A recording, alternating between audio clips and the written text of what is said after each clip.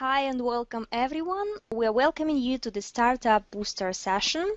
That is the session 4 today. And hi everybody. And before we start, as usual, we're going to talk about the webinar rules. So please do not talk on Google Hangout simultaneously with the presenter. If you are listening to us on the Google Hangout, just mute your microphone to avoid any interference. If you have any questions, please use the Q&A chats function on the Google Hangout. If you are listening to us on the YouTube, you can use the YouTube comment field. If you are preferring to comment on the Facebook page, you can use our event page. It's going to be also checked by me or by Ilyana as the moderator. And you can also post your comments on the Google event page. Depending upon the topic and the timeline of the webinar, we will answer your questions in the appropriate section of this webinar. Please do not write any personal data, links, ads, or obscenity in the chat. Should you violate these webinar rules, we will eject you from the webinar.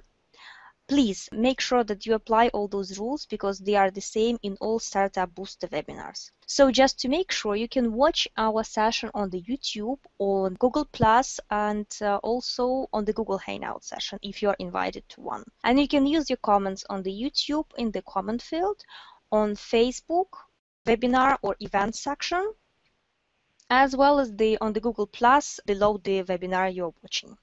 And before we move on, can you please let me know that you hear me well by putting a plus in the chat or comment section? And also if you see the presentation well as well.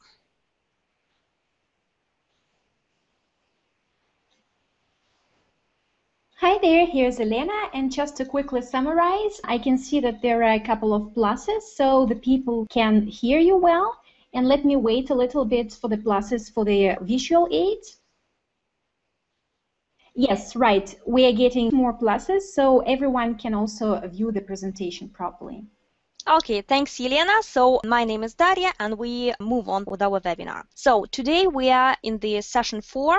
It's the business strategy-based webinar, and we're going to learn lots of fascinating stuff there. First of all, is usually our introduction. So my name is Daria Yegorina. I'm expert in the marketing and sales, and together with Yelena Varnavska, who is the expert in psychology of excellence, we are presenting to you the series of the webinars for the people who would like to start their own company, covering both psychological and business aspects of this venture, and you're welcome to join our sessions.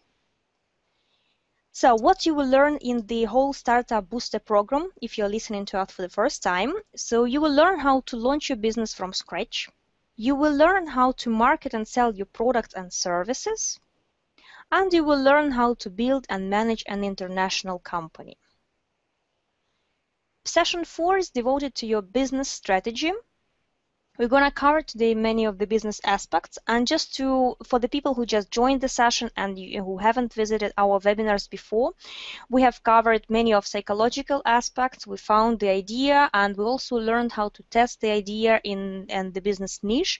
And now we're going to see in this session how to create the business model for your idea. So what you will learn today? You will learn today the business model canvas and how to use it. You will learn the key elements, meaning of the business canvas.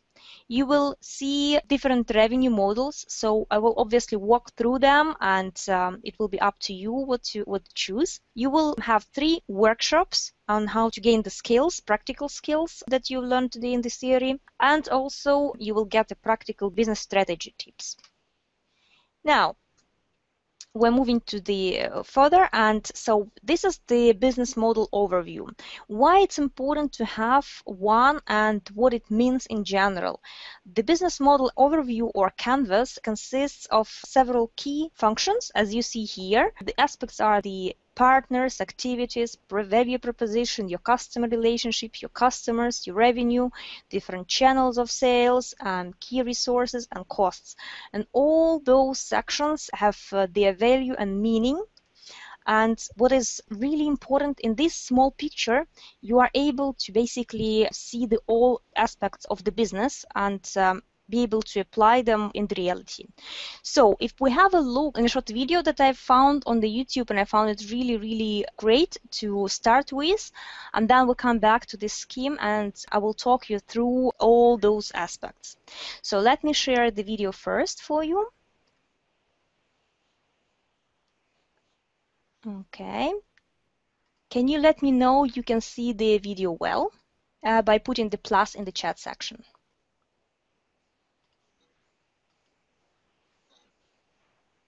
Hi there, here's Elena again. I can see a number of pluses, so I hope the people can see the video well. And I can also see it, yeah? Okay, perfect. So we go for the video first.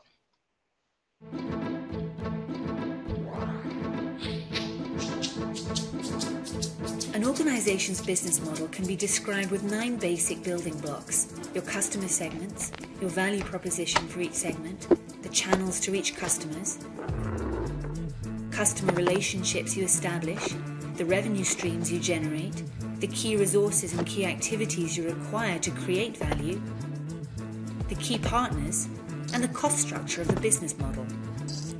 But it's not sufficient to just enumerate the 9 building blocks. What you really want to do is to map them out on a pre-structured canvas.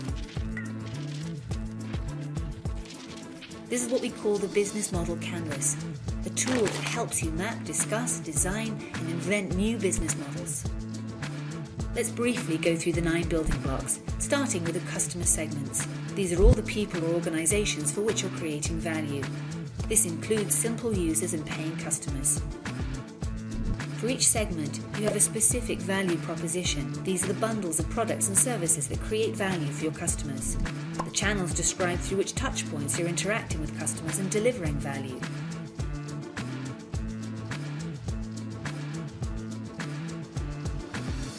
The customer relationships outline the type of relationship you're establishing with your customers. The revenue streams make clear how and through which pricing mechanisms your business model is capturing value. Then you need to describe the infrastructure to create, deliver, and capture value. The key resources show which assets are indispensable in your business model. The key activities show which things you really need to be able to perform well. The key partners show who can help you leverage your business model, since you won't own all key resources yourself, nor will you perform all key activities. Then once you understand your business model's infrastructure, you'll also have an idea of its cost structure. So with the business model canvas, you can map out your entire business model in one image. This works for startup entrepreneurs just as well as for the most senior executives.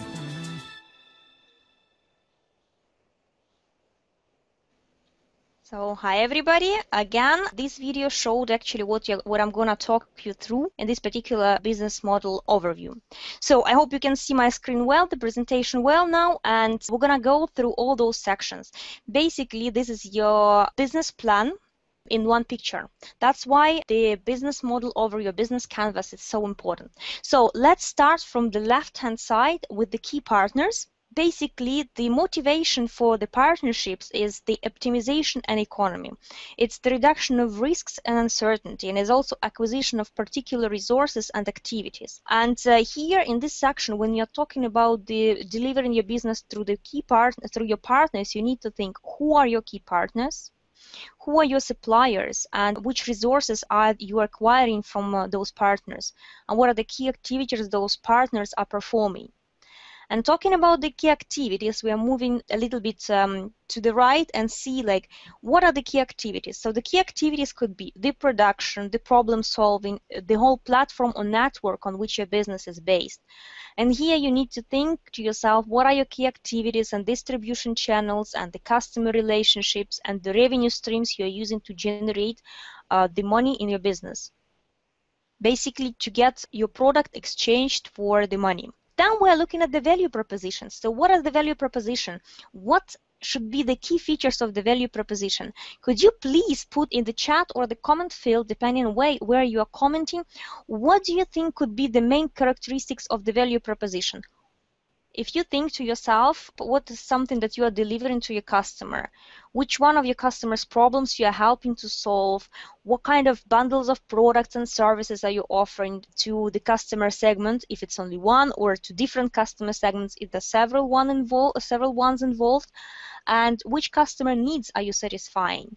And right now, I'm going to talk to you about the characteristics, but before I'm going to say those, can you please put at least one or two you think necessary for the value proposition in the chat field or comment field, please?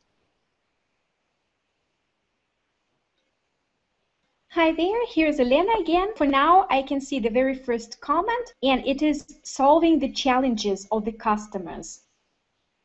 Let me quickly check the rest of the windows because we're getting your answers from multiple sources, so just wait a little bit. Yes, I can see one more comment. It's offering a great product. Okay, good. Basically, you're right on this, and what I can add from my side, the main characteristics of the value proposition and why I'm concentrating on the value proposition right now, because we're going to move on and have a little bit of more deep dive into the value proposition later on. So the main characteristics of the value proposition are something new that you're offering to the market or something different to what exists in the market. It's also the performance of your product. It's the customization of your product, probably. It's something that your product solves the problem, like we said, like just gets the job done. It's maybe the design of your product or brand or status of the product, the price, maybe cost reduction or risk reduction. It's accessibility of your product to the customers and also the convenience of its usage and usability. And that's about the value proposition. As you can see, from the value proposition goes one arrow above with the heart, which means the customer relationship. So what is the customer relationship? Basically here, you need to think of what type of relationship does each of our customer segment expect us to establish and maintain with them. What kind of relationship you're going to do? It's going to be a transactional, it's going to be a service-based, solution selling based. What kind of advice your customer going to ask from you? Which relationships have you already established, if there are any? For example, you're selling the prototype of the product, or you're thinking about kind of potential relationship that could be, and how costly they could be to you as a business.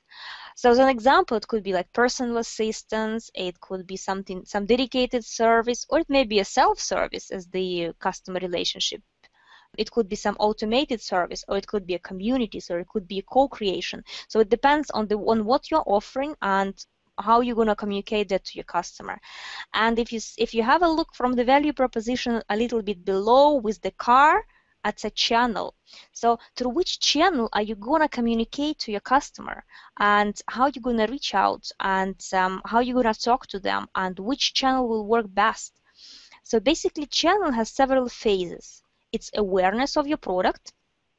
So you need to think on how you're going to raise this awareness. It's evaluation. How do you help your customers to evaluate your value proposition that you're communicating? It's the purchase, on how do you allow customers to purchase those specific products or services you're offering for them. It's delivery of the product, on how you're going to deliver your value proposition to the customers.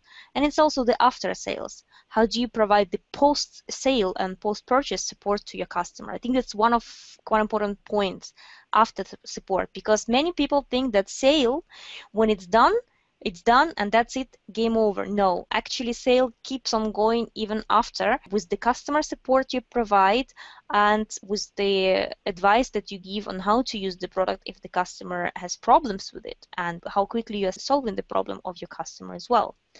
And on the left hand side from the value proposition, you see your happy customers. Let's hope that your customer is going to be happy all the time.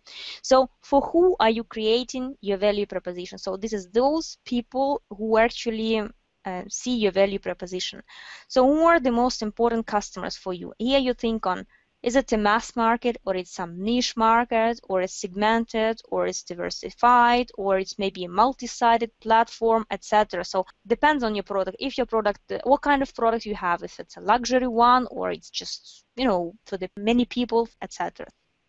Now, as we saw the main options of the business above, we can have a look at two more below, which is the cost structure of your business, which means what are the most important costs inherited by your business model, what are the key resources are most expensive, and what are the key activities are most expensive in your business.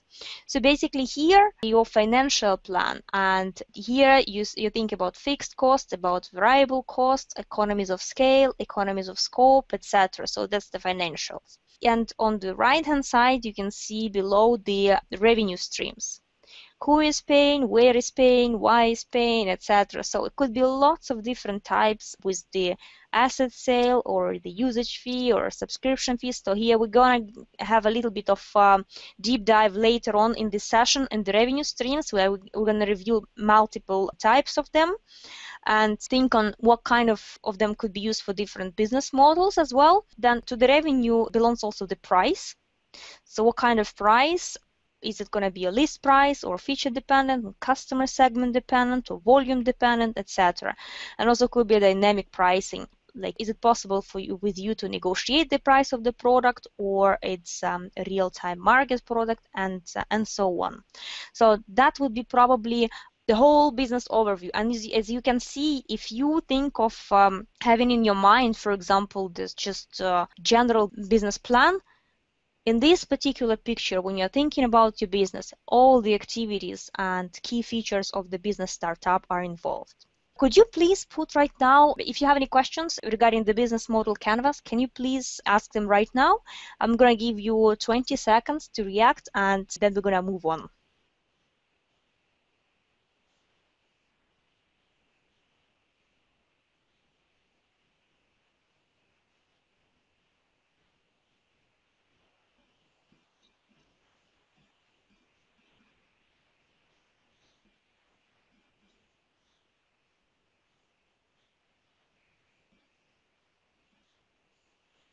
Hi there, here's Elena again, and I'm just communicating the question to Daria. So the question we got is, key resources, is it what you have or is it your expenses? So key resources is what you have, because the costs communicate the expenses for the resources you use, for the activities, and for the relationships, and for the whole business structure. It will be in the cost panel, but the key resources are actually the resources you use. If you are doing business online, you're using your skills, you're outsourcing people, or you are, for example, getting the website done yourself, or you are asking the designer to help. That's the resources. Okay. Any other questions? Let me check one more time. No, currently I don't see any other questions. Okay, great. Then we move on to the next slide. So now a little bit of more deep dive into the key elements, the customer relationships. So the customer relationships, here we're talking about the relationship that you establish and maintain with the customer segment. So making the summary of what we have just gone through, okay? Then channels, that's the value propositions through which you communicate and distribute and sell to your customers. Value propositions are also the whole customer problem solving or satisfaction of some needs, or maybe some innovation that you are trying to sell. Customer segments is also organization that serves several customer, the customer segments are also the several niches or some devoted customer part, or maybe the group of customers or mass of customers that you are selling your products to. Cost structure is the business model of all the elements, your financials, the money spent on creating your business, money generated from your business, and how it influences the whole your business model. Key partnerships are the activities that are outsourced to your business partners who are helping you to build the relationship with the customers, or maybe make the sales to your customers.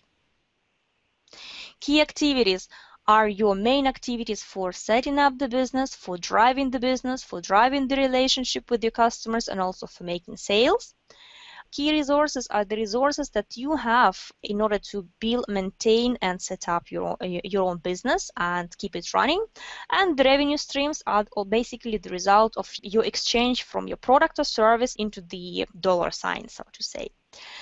And I've prepared for you a couple of implementations of this business model canvas, and they are the examples of well-known companies. So the first one is the Facebook. So as you can see, the Facebook model can be well seen through the business canvas. You have key partners on the left. For the Facebook, it's application and game developers. The main activities are the product development and maintenance. The key resources for the Facebook would be the smart people and the technology, and also the brand of the Facebook and the massive user base. Customer relationships would be the long-term and sticky relationship plus the network effects. The channels is just the facebook.com, it's online. The value proposition is lots of social stuff and keeping the relationship with your friends and family as well. The customer segments would be people, anyone who is on the internet, because people just social. Maybe it's a massive company who wants to promote something and advertise. And also it's a Facebook application, games and developers who are trying to provide their games through the Facebook as a platform. Then you see the cost structure of the Facebook. It's 3,000 employees roughly who help the platform to operate. And this platform are using over 6 million users. So it's also the technology and maintenance of this technology. And from the revenue streams, how they are getting the money. So they use advertising as a revenue, and they do a 30% cutoff on Facebook credits. Let's have a look at another one. Groupon. So you know Groupon probably, right? That's the platform where you can buy discounted promotional products and services from different companies. Let's have a look at their business model. So what their key partners? Their key partners are internet and other coupon providers. They have the main key activities they do. It's editorial, content, email marketing, and scheduling. They do B2B sales, obviously, as they are the city partner. They allocate the coupons, discounted coupons connected to the location where you are based, and they do the contract management as well. They're doing business intelligence profiling, obviously, because before offering you a coupon, they're talking to the partner or business partner that are providing their business, these coupons, so the local service or business. Their key resources would be the massive database of emails, obviously their creativity, because they are creative and publishing this stuff, the Salesforce and merchant database. Salesforce are the people who are trying to drive the Groupon promotions, and merchant database, the local businesses providing those coupons. And it's also the web platform and the software developers that are maintaining it. What is the value proposition of the Groupon? So Groupon is the collecting buying power. So their value proposition is based on the consumer interest of getting something cheap, and also on the crowdsourcing in that case. In terms of merchant value proposition, because they have two sides of the story. So they have the consumer on one side, so me and you, if we're going and buying something there, and we're having also the merchant, if for example me and you are going to sell some services through the Groupon in terms of making a promotional campaign, they need to communicate us a different value proposition. And as you can see here, the merchant value proposition would be effective advertising, fast build prospect list, and selling and fulfillment platform. So basically they are pushing for the businesses to join this platform because they're, due to the massive database that Groupon has on site, they will be able to provide a lot of contacts for the new businesses straight away. Then the customer relationships, that's the consumers, because they have nice price and convenience of buying all possible services and goods from one platform at a very cheap price. So they built in the consumer mind, Groupon is cheap and promotional to get the deal done. It's the trust and it's viral. For the merchants, they have consulting on offer preparation and trust, and they help merchants to provide their services within the platform. What are the channels that the Groupon is actually using to get the job done, so to say, to provide this service? So they're using different email campaigns, they're using websites, mobile apps, B2B sales, web portals, social networks, etc., etc., etc., so local newspapers and so on. The customer segments. That's all local customers. People looking for bargaining. It could be couples, it could be families, because they have lots of massive deals for everybody. Also, the merchants would be their customer segment. It's going to be local shops. It's going to be it could be a global brands want to do the local promotions. It could be event organizations and so on. If we have a look at the cost structure at the bottom, we can see here that they have following cost structure. They need to pay for the consumer acquisition. That's the cost. They need to maintain consumer database. They need to maintain the IT in terms of application, data center connectivity, etc. They need to pay for the merchant acquisition and editorial content preparation as well. And from the revenue streams, you know what they do. They get the percentage from the fee transactions. They have new products. The more new products go live, the more money they get, so they need to attract merchants. And they have different services for merchants and new products and credit cards, and they try to add something else depending on the market locally as well. And one more example for you is the Skype structure. So everybody knows Skype. The key partners of Skype is obviously Microsoft, it's the credit cards or payment providers, and the hardware manufacturers, as you may see. So the key activities would be complaint management and software development. Resources would be developers, a Skype brand, because it's low on the market, it's already the brand, and the software to manage a probably database and servers to run it on. The value proposition of Skype, so you can do the video calls, you can do the screen sharing, you can use it for business, you can use it, you call it landline, Skype to Skype, call families, etc., etc., etc. So everybody knows what Skype is. I'm not going to go into the value proposition in more detail. So the customer relationships, they need to maintain the payment of the Skype credits. They need to maintain the Skype subscription as well, software download, and personalized self-service. The channels they're doing that from is the Skype.com, obviously, and Skype applications that you can download on your mobile devices.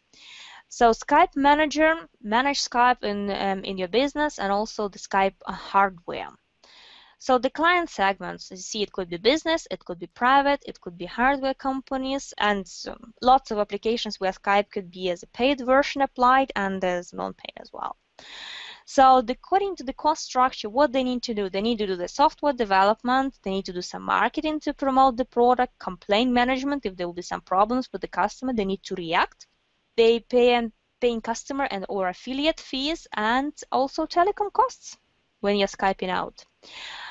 And what are the revenue streams? It's the credits and subscriptions. It's also the free basic services. And if you need to get something more from Skype, you need to upgrade. And they sell the Skype hardware. So after those three examples, I hope it's more clear what for I was taking so much time to describe you the business model canvas. Can you please put in the chat or in the comment field if you understood now the business model canvas, please? Hi there, here's Elena again, and I can see some person is writing great. I'm currently getting some feedback that the sound is not so good. Could you please put a plus if you can hear me properly? Yes, thank you. So now everything is fine again. Great, I'm happy that you understood the business canvas and what Foe was talking so long about it. Make sure that you're going to get the canvas model and some descriptions as well the examples of the business model canvas if you are a subscribed user to our webinars. If you have not subscribed and you wish to receive the handouts after the sessions because they're valuable, you can do that at our website, www.startupbooster.com. You will get the full link at the end of the session as well. So, and we move on. And now we're going to devote some time to the revenue model. So this is one of the parts. Right now we don't have that much time to have all the session in the discussion of all the aspects of the business canvas. If you would be interested, we can have the extra session on that. But I think that a couple of the sessions would be a really, really great part to learn. And I decided to go for the business models and the value proposition because I find them from my perspective, my point of view, and my experience, those that would be really relevant and important. If others you can learn and read, that those would be really good to know straight away. So the revenue models, I've divided them into 5 main parts, and we're gonna go through each of them and have a look at different options. So basically, revenue models, for those who have missed part of the session, is you exchange your product or service exchanged for the money. So which way you're gonna do that is basically the way you're gonna live from your business and get some money from your business, some revenue. So the first one is free. Obviously, free, it doesn't mean that you're not going to get getting any money from that. This is the part that describes how you can get the money from your business using the free model. Using the free model basically means it's free for the user, but it's paid for the user client. It's free, but not really free. It's something when you are selling something literally for, or giving something for free, but then you have something to pay for. They have something to pay for if they want that, okay? So it's aim for an early exit, or it's the prestige, or it's the acquisition of the client. It's basically you're getting the subscribe base to sell them something later, for example. The early exit is when they get something for free and they don't want to go for the paid services, which is also fine. Everybody has a choice, and it calls the early exit strategy. Pay what you want to pay is the strategy when the customer pays for something, if they want to pay for something, but he can pick up his own price if they're buying not the full product, so not the full product, but parts of the products, for example, or makes combinations of the products and paying for what he wants to use, basically. Then it brings you the emotional connection if you give something for free, and it could be a bit of frustration if they don't get what they want, especially as well as for free. To the free strategies would belong the donation strategy. So you like our service, we're happy you like them, we're happy you are using them. Donate us money if you think we're good and if you want us to go ahead with what we're doing for you further. So the main difference is people are often getting the product for free, but that's some extra transaction you want to get from them, and it couldn't be the stable price, or you can either set the price of some amount that you want to see as a donation, or basically say donate whatever you want to donate to keep us going and keep us bringing you this great service. And it could be also concentrated on different user segments. Another part of the free strategy is a kind of barter. Free for the user, but paid for the user client. It's like you have the online advertising board, to make it like more clear in terms of example. And on this online advertising board, if you are coming to have a look at different advertisements there, it's free for you as for user. But if you are as a user who wants to advertise something, you need to pay something for that. Now, that's pretty much all about free. So paid, it's paid for the user and for the client. So you can do that for the reputation. You have the product and you are selling it. So, and it's the product that you sell, and that's it, and the client has to pay for that. Or if they want to play the game, it's a paid game, and they need to pay for it anyway. Another one is the potential loss of the customer in this paid game is when you just give it a try. It's the trial version, so you can start using it for free, you can have some amount for free, but if you're interested in some extra features, then you should pay for them. In the paid version, would be also good to mention the privacy or anonymous way of using. So if, for example, you don't want somebody to see you in the social network watching the profile or whatever. If you're using the basic version, everybody sees if you're visiting their profile. If it's a paid version, they don't see it or whatever. Surprises. So for the free users, you don't have surprises. For the paid users, you might have surprises, you might have some extras, you might have some bonuses and things like this. Then conveniences and shortcuts could be a paid option for the revenue generation. It's, for example, when the customer has the news straight away, or he subscribed to the newsletter and he's in the newsletter and he's in the premium segment of customers, so he's paying a monthly subscription, so he has the chance to get all the news straight away, and he has the chance to get all the promotions and everything you are offering from the first hands, and then the unpaid users or free users, they are not getting this information from you straight away, let us say. Also, one of the paid options is the gifts for the subscribers or peers, or like for the partners, the options of having something extra for the birthday or for the whatever occasion they have. Okay? Could you please put in the chat window if you have any questions right now? Hi there, here's Elena again. I don't see any comments at the moment, so I think that it can be understood as the people don't have any questions. In case there are questions popping up, I will come back to you and I'll just give you the questions. Okay, that's great. So on the paid models, I would say also important to mention there will be there might be a pay-per-use model. This is something that if you use more, you pay more. If you use less, you pay less. I would add also segmentation if you have premium segment, basic user, premium user, business user, etc. And also licensing fees as well. And we move on to the third-party options as the business revenue generation. This is the advertisement or ad-based model. So as you remember, if you are using some program for free, you have lots of ads there. If you are using something paid, you don't have ads. So you can use the third-party promotion for the free users, so they pay for the advertisement to get their target audience in the scope, and this helps you to generate the money through them as well. Then the affiliate or referral fee or partnerships basically is a part of the third-party promotion.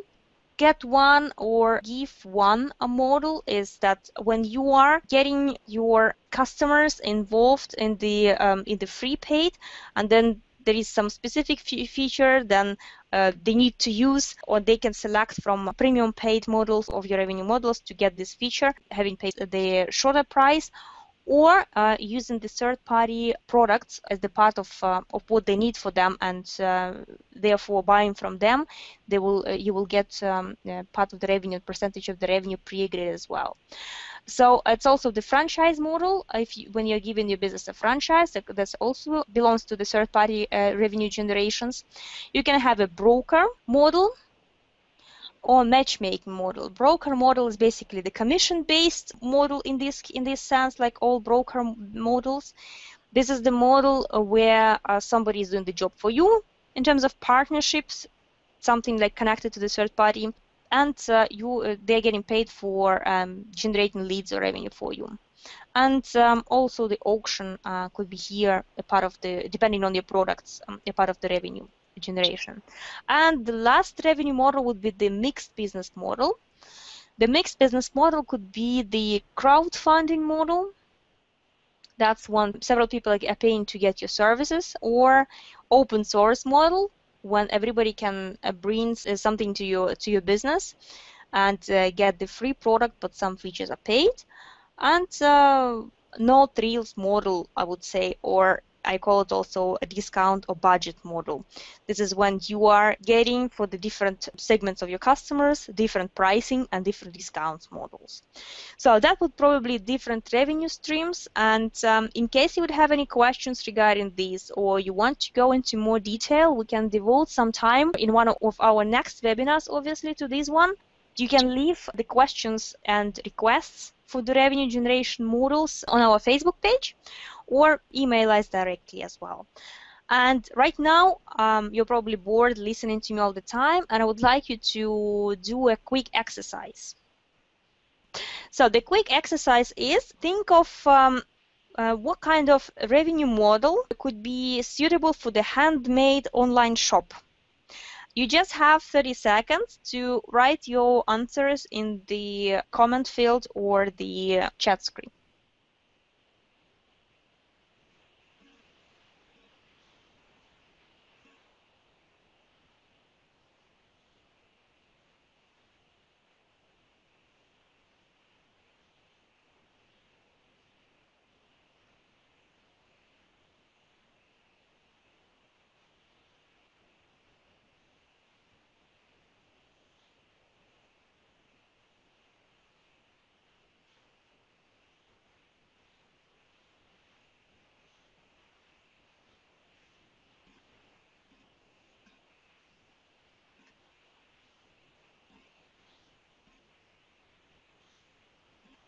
Elena, would we have any answers so far? Hi there. I think the people are being shy at the moment, or it also can be that YouTube is lagging a little bit behind. Maybe we will catch up with everything a little bit later. You just go on with the exercise, and whatever I see, I will just mail to you or quickly comment. Okay, so I just wanted to do the 3 types of model generation here for you. If you can write it down for you, the handmade online shop, the pet hotel, and the open air fitness activities. So these are 3 different business models, and each of them would need probably the revenue stream generation. So if we go through, for example, just to apply what we have heard right now, the handmade online shop, what could be the good revenue model for the online handmade shop? That basically could be some free partners sent out to the customers, and if they need the help, they can get the consultancy service on how to create those partners and the live products, as an example. If it's a pet hotel, what could be a revenue generation model for it? That's basically, there could be the fee that people are paying on ongoing basis and using veterinary services, for example, as well as the hotel services for the pets when they are going on vacations.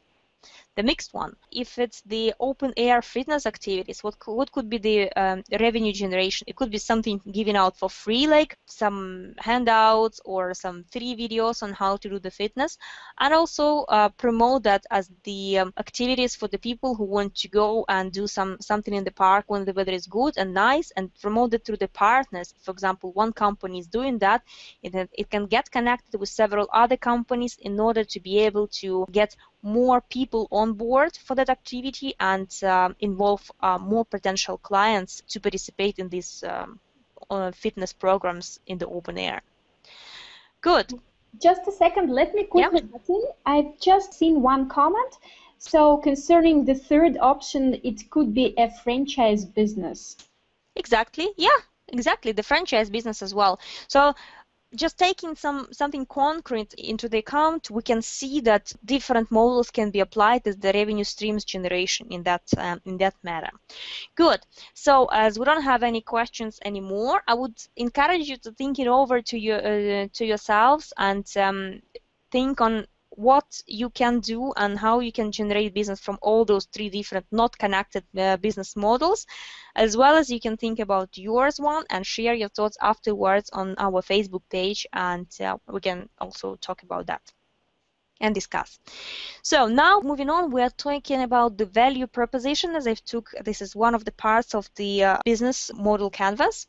So what is the value proposition? Basically, the value proposition is something describing for whom, who are your target customers. Is it a massive product or niche or some segment? For whom you're making this product or service, who those customers are dissatisfied with, or you're offering the current alternative, or the problem solving, or you are covering some needs. So what is that? So our product is doing that, and this is our product, or it's a new product, or it's a version of some old product. What kind of product is that?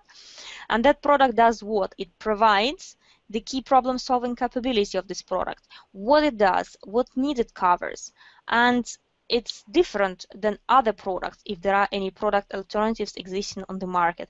So this is basically the things that the value proposition is covering. Obviously, in this current session, we're not going to work through all the value proposition aspects and make a deep dive. However, in the sales devoted webinar, we're going to have the option of talking about the value proposition, and we're going to do some specific exercise on how to write your value proposition and go through that as well. Today we're just having an overview, so that's why, just to make sure you're covering the value proposition for who you are doing that, what are the main problems of your customers or fears of your customers, what is your product, what are the main features of your product, and why it's better, because it has this and this that other products don't have. And we're moving to another workshop where I would like you to create your appealing cornflake box. Before we're gonna create any cornflake box, This is something you can do either right now or you can work on it later on, but I would encourage you to do it right now till you have all this information in your head rotating. So we're going to create the appealing cornflake box, but the main important thing, you need to uncover WIIIFM, and I'm going to tell you what it means. So why the cornflake box? If you imagine yourself going into the store in the supermarket and you want to select the product for you, let us say cornflake box. Think right now, what exactly appeals to you in that cornflake box? What exactly makes your hand reach out to that cornflake box and get that specific cornflake box? Why? Is it just the colors of that box, or it's something different? And what could it be? And in this cornflake box, the appearance and the message written on that cornflake box is basically, what is in it for me? This is exactly the WIIIFM. What is in it for me? Why do I need to pay attention to it? Why do I need to buy it? What is so good about this cornflake box? Why this specific cornflake box attracts my attention? So I prepared for you here the sample of this workshop, and it shows basically the cornflake box.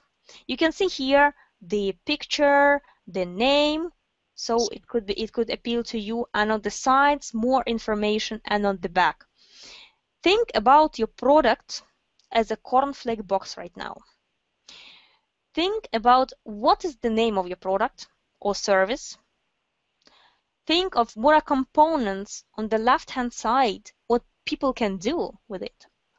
Think about on the right-hand side, on the side of this box, what is in it in that product that makes this product, what is the value proposition, what it covers, what it solves, why it's better. And on the back, it's normally some justification, it's normally some references, it's something that helps you to sell more. So right now I will give you 1 minute for you to take the pen and the pencil and try to draw your own cornflake box. I'm not asking you to draw something massive, just try to do it with just the sketches, because this is for you and this is the starting point of your value proposition. So try to create the front page, try to create the back page and the sides. And your minute starts now, just to draw the sketches of this product box, and then we're gonna go ahead. So for the front cover of your cornflake box, it's the name of your products and services, and probably some logo or the picture that shows you why it's your product so good and how it can attract attention of other people.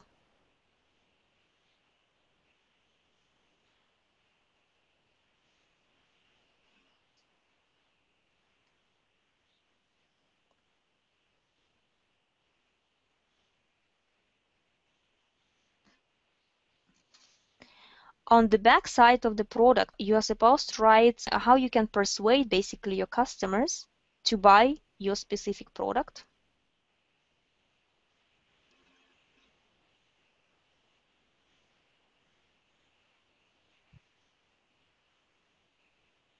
Maybe some references or some justifications, or so customers can say, what is in it in this product for me? Remember all the time when you're creating this sample box, what is in it for me? This is something that your customers will think in first place about. What is in it for me? Why your product is so good? And on the left side part of the box, you need to make sure you write more details about your product or service, what could be used with it, how it could be used, and on the other side, you can write what are the components of your product.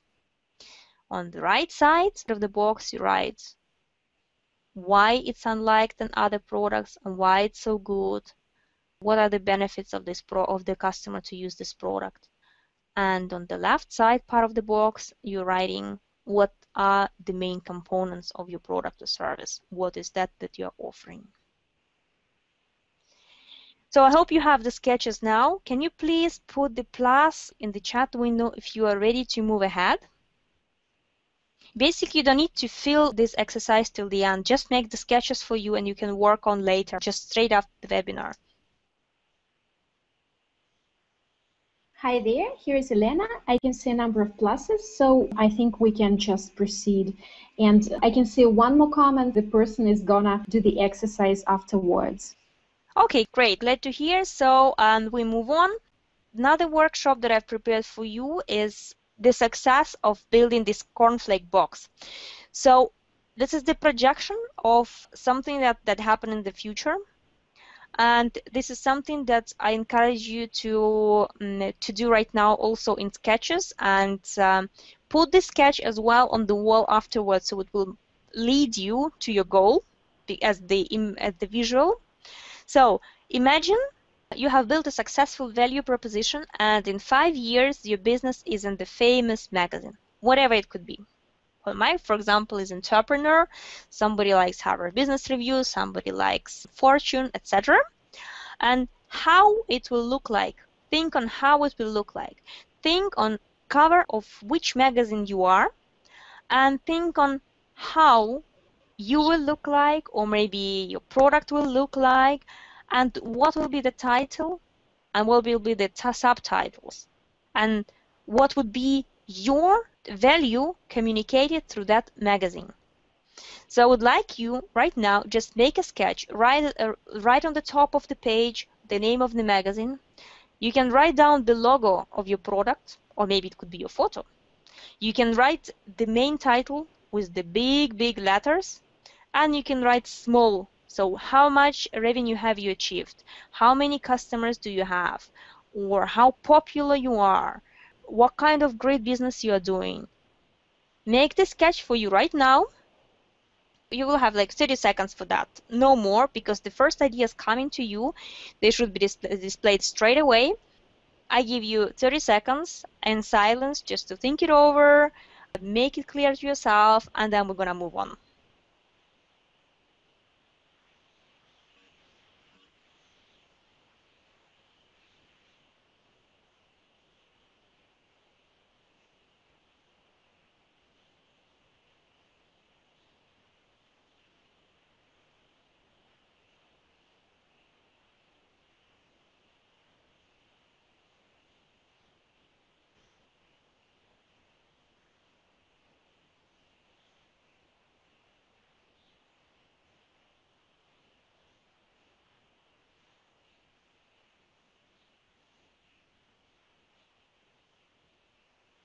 Guys, can you put please plus in the chat section if you are ready to go ahead, because we have lots of material today, and I'm sure for the sketch there was more than enough time, and I'm sure you have your visual already, and this is something that is going to work perfectly fine for you as the motivation, because one of the important parts in any business is the motivation. So can you please, Yelena, check if people are ready to move on?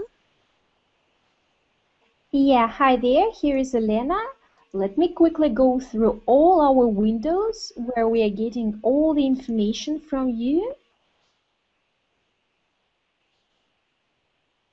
Right, I can see a couple of pluses, so we can move on. And I'm sure the people who haven't managed to be done with the exercise can just proceed after the webinar, and we will be sending the webinar replay later on.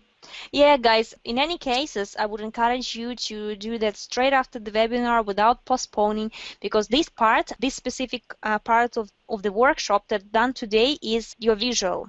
This is your motivation. And yeah, I'm really thankful for you joining and listening to me and my session. And I'm passing word to Yelena because she has also something to say. So if you have any questions, just let me know through our Facebook page or communicate to us directly. And you will have all the information, the contact information later on in the webinar. And welcoming Yelena with her presentation. Hi there, here's Elena again. So let me just quickly upload the slides for you. I hope you can now see the key slide of the presentation. So it's gonna be the very last information piece for today. Could you please confirm, Daria, can you see the slide at the moment so that we just proceed quickly? All great. You can go ahead. We can hear you well as well. Yes, thank you very much. So today, I would like to share with you some psychological and practical tips on developing a great business strategy. And in this slide, I have summarized the tips used by all successful entrepreneurs. Well, I hope you have recognized the people in the photos. Richard Branson to the left, the billionaire and owner of multiple companies of the Virgin Group. His recent project is Virgin Galactics. Then the couple of Kiyosaki, Robert and Kim Kiyosaki. They are financial trainers, real estate investors, and book authors, Rich Dad Poor Dad and The Rich Woman. I'm sure you must have heard of them. And Jeff Walker, the online marketing guru, trainer, and author of the Launch Book. And the first tip, which I would like to share with you, when developing your business strategy, please believe that you can do it. For example, Richard Branson says that people call him Dr. Yes. He never excludes any business opportunities and ideas. And he also suggests the following strategy. Even if you don't know everything, please research, learn, and do it. Or find experts and partners who can do it with you. So this is his tip. The second practical tip is set your business goals. You know, dreaming without setting goals and implementing them is unlikely to lead you to any kind of success. All successful entrepreneurs have clear goals. And I hope you have mastered the art of goal setting. We had a lot of goal setting exercises at our first practical session, the Big Why session. So I really hope it helped you a lot. The next tip is always be well prepared. As Thomas Edison has mentioned, let me read his quote, "We should remember that good fortune often happens when opportunity meets with preparation." I think it's a great quotation, so please do market research and find a niche, develop your strategy, and consult experts. I also strongly encourage you to invite experts into your team. The next tip is never give up when implementing your business strategy. Tough competition or whatever challenges you might face, just never give up. For example, Richard Branson had a lot of challenges from the very start of his first Virgin Records company, and later his young company Virgin Atlantic Airways faced a very tough competition with the British Airways. And you know, at that time, British Airways was an established company. However, Richard Branson never gave up, and he continued developing his businesses. Another example in this case is Jeff Walker. As I have mentioned before, he is the online marketing guru, and having only 6 participants at the very first seminar, he didn't feel discouraged. And later on, Jeff Walker did million-dollar launches for himself and numerous companies using the formula he developed. So never give up. The next tip is help others for free as part of your business strategy, especially when you are new in the particular field and are just starting from scratch. Thus, the people will get to know you better, and you will also build trust to your potential customers. Besides, it is a small world, as we say, where everything is interconnected. So if you help other entrepreneurs, they will also give it back to you as either help or recommendation. And all successful entrepreneurs usually help other people. I mean, they simply help, in the beginning not charging the money for this help. For example, Jeff Walker helped his competitor create an email template. Later on, this competitor even shared his customer list with Jeff Walker. This is just incredible. You might ask, why simply help? Well, when helping, you establish great reputation, and by helping and thus bringing value, you're also building reciprocity. So the people will want to give you your favor back. In addition, you might get some recommendations, and you might also build leverage in the future by participating in the revenue of the company where you simply helped in the very beginning. The next tip is leverage your work and time. Develop a business strategy which includes some sort of leverage and thus passive income from the products you create or from the services you provide. Passive income means earning the money when you're not working, not spending your time on work tasks. For example, if you write a book and it becomes a bestseller, you will get passive income every time someone buys it via Amazon, even while you are sleeping. Or if you hire people who can do the work for you and you have financial benefits after you pay them, it is also a good way to leverage your time. I think it is really crucial to think of leverage when developing your business strategy. Because we are people and we need a holiday, or we might get ill, or be busy taking care of the family, and so on and so forth. So every entrepreneur needs to make sure that he has leverage and passive income in such cases. Finally, build multiple streams of income. Well, it is an advanced business strategy which you will need when your first product or service has been established. Develop several products or services and make sure that at least some of them include leverage and are bringing you passive income. So these were the psychological and practical tips on developing a great business strategy. Thank you very much for being with us today. Let me quickly summarize what you have accomplished. First of all, you have learned revenue models introduced by Daria. You have also developed business canvas. You have identified key business elements. You have practiced 2 ways of creating a value proposition. And you have learned practical tips given by successful entrepreneurs. Here you can see the resources we used for this session, and we recommend you're using and coming back to them again. skillstofund.eu, Power Your Idea, blogspot.ie, leanstack.com, and there is a book, Business Model Generation by Osterwalder and Pignol. Just 1 second, Ileana, sorry for interrupting. The leanstack.com, it's the website where you can use practically the business canvas. So the business model canvas is something we're going to send you as a template where you can write it on your own, but on that website you can actually use it and practice it online in case you're interested. Thank you very much for this useful addition. So just come back to these resources and take a look at them after the webinar replay. So let's proceed. You can also get a handout from us. Just sign up at www.startupbooster.com and you will get a free handout for this session and also for all the coming sessions. You will also get the link for the webinar replay and additional information. Last week we sent some additional information to the people because we got a lot of requests, so we sent an additional email to them. What would you like to learn in the next sessions? We are very open in the Startup Booster program and we would like to know what you would like to learn. Just write your wishes in the chat or send us an email to contact@startupbooster.com. And we also encourage you to join our Facebook group. You can also write your questions and comments there. You will also get all the updates on Facebook, webinar replay links, and take part in the discussions with the like-minded people. The only thing we cannot send via Facebook is the handout. That's why we really encourage you to sign up at www.startupbooster.com.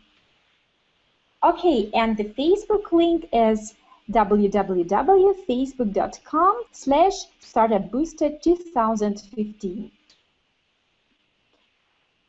Please share the webinar replay which is coming with your friends or people who might need it and who might love it. I'm sure you have startup entrepreneurs in your circles, so you will do them a huge favor if you just share the webinar replay with them. And see you at the next session of the Startup Booster program. The next webinar will deal with your business plan. It will take place in 1 week on Saturday, March 7th. We will come live at the same time, 7 o'clock German time. Thank you very much for being with us. I am giving the word to Daria again if she has some more comments to conclude. Yeah, thank you guys. We hope you enjoyed the session. In case of you have any questions or you need anything, just let us know and we'll gladly provide you the information and gladly help you. Well, you can get in touch with us with all means that noticed above, as well as you're welcome to get in touch with us through the Facebook, ask the questions, and we'll be happy to assist you. Thank you again, and keep in touch. Thank you. Have a great weekend and see you next week. Bye-bye.